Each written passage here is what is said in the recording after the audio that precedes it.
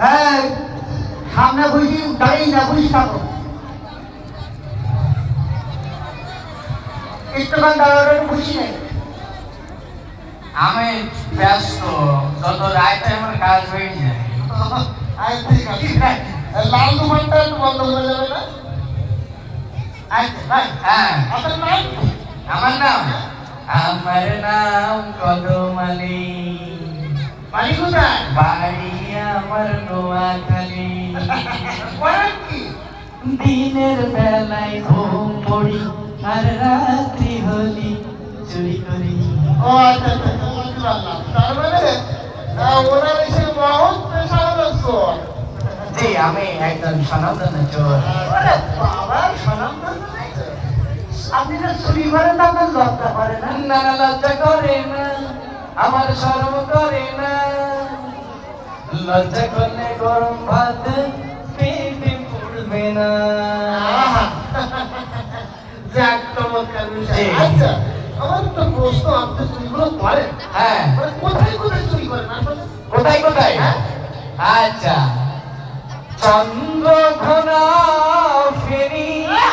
সরিষা বাড়ি রায়পুর কুশুডাঙ্গা মাধব কাটি কালীগঞ্জ সাতক্ষীরা নোয়াখালী এই শ্যামনগরেও আমি চুরি করি কি বললে তুমি সেগুলো করতে গিয়েছি জি আচ্ছা শোনো জি তুমি যে চুরি করো তো টাকা পয়সা করো কি? টাকা পয়সা কি করি হ্যাঁ মদ খাই গাঁজা খাই হিরোইন এখন আর পাই না ইয়াবা পাইলে তো ছাড়ি না মদ খাই গাঁজা খাই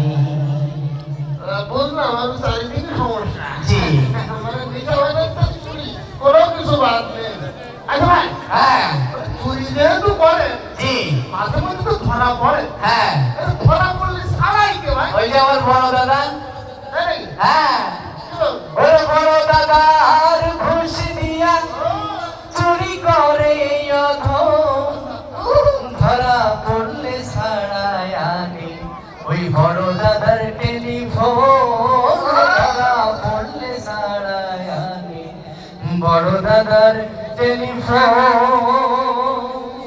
বুঝলাম মানে বড় দাদারই বেশি সমস্যা বাবা